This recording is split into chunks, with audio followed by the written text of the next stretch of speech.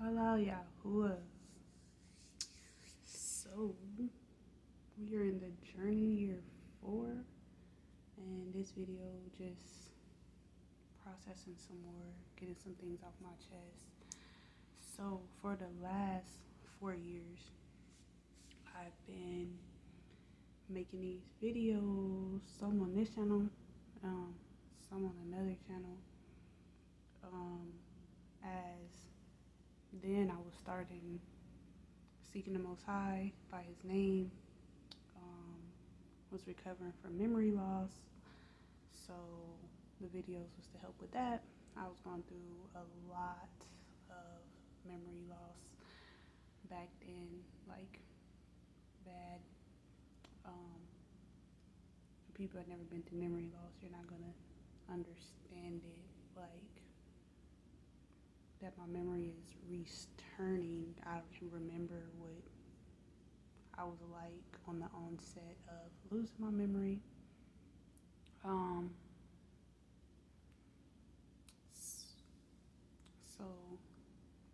So looking back, but the things that I've processed from that time, because then I was in this, like, I thought I was always happy, but before I realized I didn't even know what happiness was or felt like.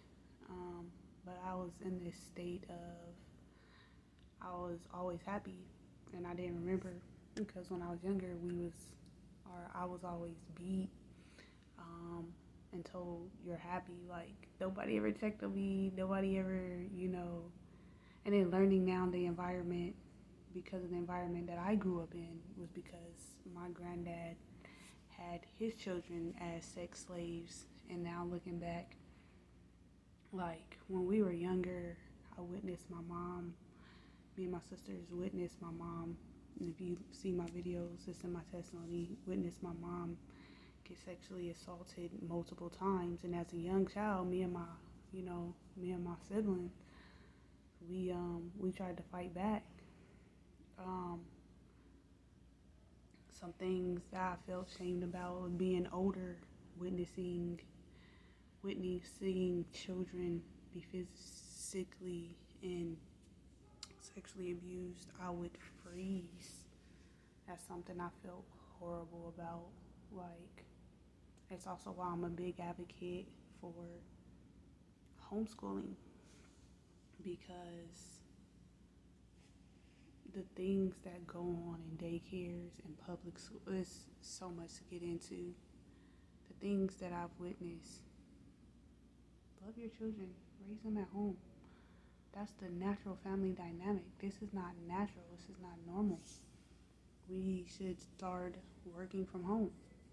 And I feel very passionate about that for reasons.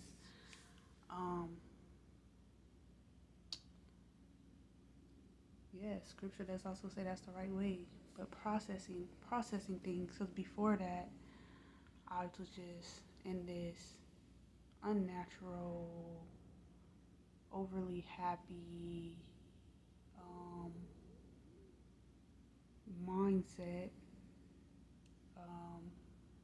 People used to call me a blonde a lot, and looking back, I could see why now, because I used to think everything was a saying. Like, before, like, my mom admits that she don't like me. Like, my mom told me, like, when I was a baby, my dad told me that when I was a baby, my mom tried to throw me through the car window, and I was a mama's girl. I didn't believe him. I thought he was lying. She said she just didn't like me. She just did not like me.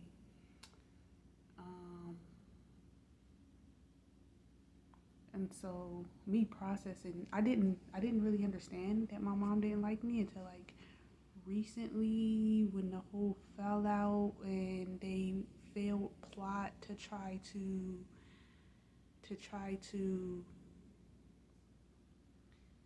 what's the word I'm looking for? They tried to traumatize me so bad that I was unable to comprehend and make me look crazy when in front of the police, so that they could put me in the middle ward, which they tried, did not work. to where a year or two later, my sister telling me verbatim, I'm fucking your husband. And so, like, then I kind of like, yeah, I lost it a little bit. To where then that assault, to literally trying to beat me brain dead, she kept trying to find a reason to fight me because they're trying to now find a reason to assault me, to beat me brain dead, to put me in a mental ward.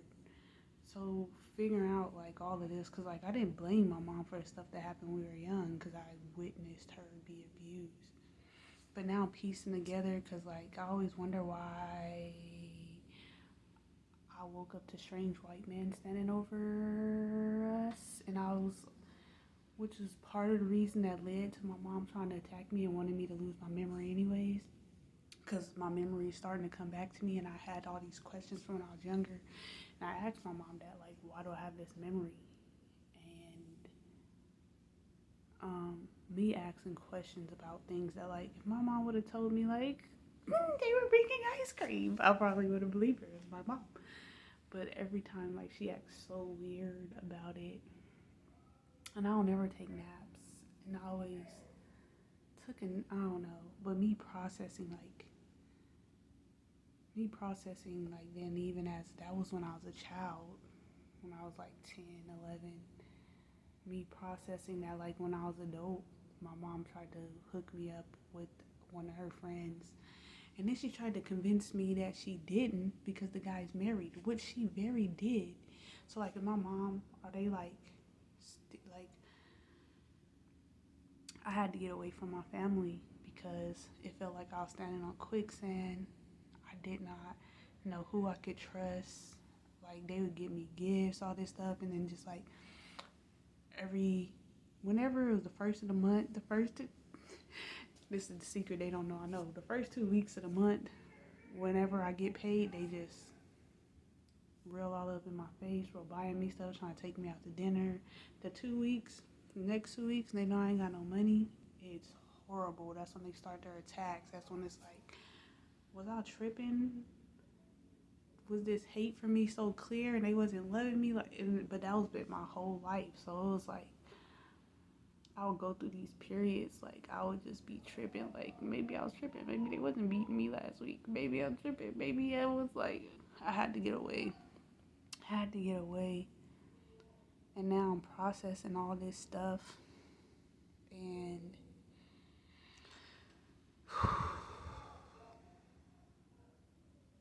processing all this stuff, I don't know how to feel. Healing so that I'm able to be in a relationship. I don't want to be alone my whole life. So I do need to process these things, because even though it's hard for people to understand, pretty much my entire life has been sexual. So yeah, I isolate myself because it is not okay outside.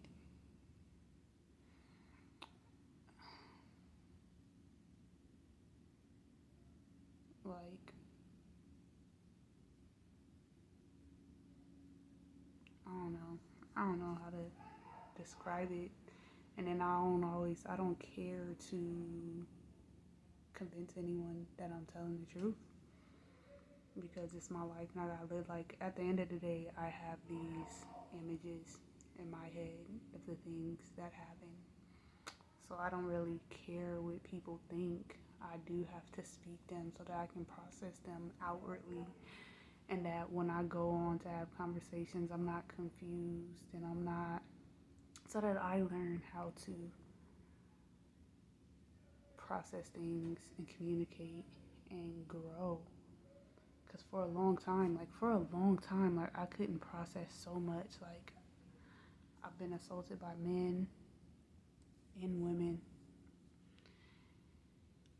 adults and children, because when I started, I was a child. So then the older kids that were being assaulted were also doing it to me. Um, I blocked a lot out. I had blocked a lot out.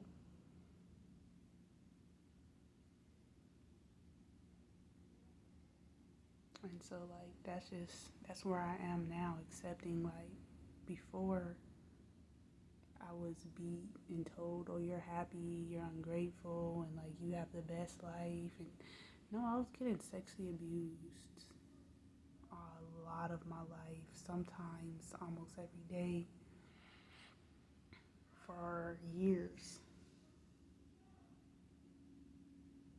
And I was beat and told that you're happy. I had to find escapes. And looking back, I do see the Most High was and is always with me. Like,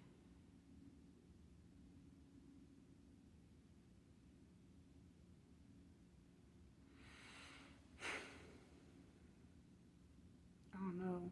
The hard part is not going back. Like, this is my family. But seeing that it's not over, I was thinking it's over. They still have these plans for my life. Like, no, I'm actually pretty disgusted by sex. Like, I'm actually pretty disgusted. Like, there's something wrong with this world. That's why I be isolated. Like, yeah, you do want companionship, but like, y'all be on something else. Y'all be on something else. I don't know. This video, processing where I came so far, accepting that I'm not just, people always say, like, oh, too much happened to her. Like, I stayed quiet for a long time because I understand my life is overbearing. I have to live through it. But no, these things did happen. I cannot force myself to be, and I didn't know I was being fake happy. Like, I was a kid. I was getting sexually assaulted and abused. Nobody talked to me. I would get beat because I was crying, told you're happy and ungrateful. So I thought I was happy and ungrateful. I did not know what this stuff that was happening to my body was, which is how I ended up becoming a historian, trying to figure out what was happening in my life so much. I got stuck, like, it was just, but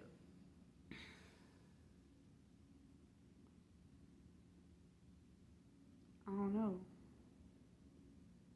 Those things did happen. I was getting, not just me, my family likes to point out, like, it's not just you weren't alone. It's true, my cousins and siblings, it was happening to too. But I was the scapegoat. I was isolated. I wasn't allowed to be a part of the family, so they all had better treatment than me. And so they're like, yeah, I was isolated. They got the privileges of being inside the house, being able to sit down, watch TV, do those things as long as they didn't talk to me. It did feel like I was going through everything alone because I was isolated. So I do forget that we all went through. Like, I'm not like saying y'all didn't go through the atrocities that we went through too, because and it wasn't, and they used to say, oh, you're evil, and oh, the girls are evil and the boys is evil, and them adults was making us do things that we was not supposed to do. It wasn't none of our fault. No, we still don't talk because, yeah, that shit was weird, even though we was kids and we were coerced into doing those things. Yeah, it's still weird. It's okay. We ain't gotta talk. We see each other on the street. But you guys should be able to heal from that too, and not feel bad or guilty for the things that we were forced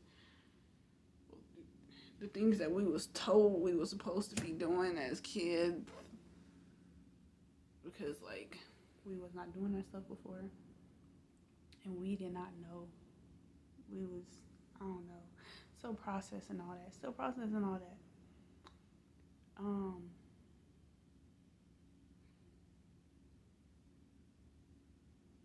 don't know. This is where I'm at. 30 years old, younger than some of my cousins, older than some of my cousins. But if you guys haven't processed that weird shit that happened to us as kids, it was not our fault. It was not our fault, but it's our generation gonna be that better generation and be the wall for the children. This stuff should not be continuing in our family or in the world. This is where I'm at, healing on a journey, seeking the Most High, waking up,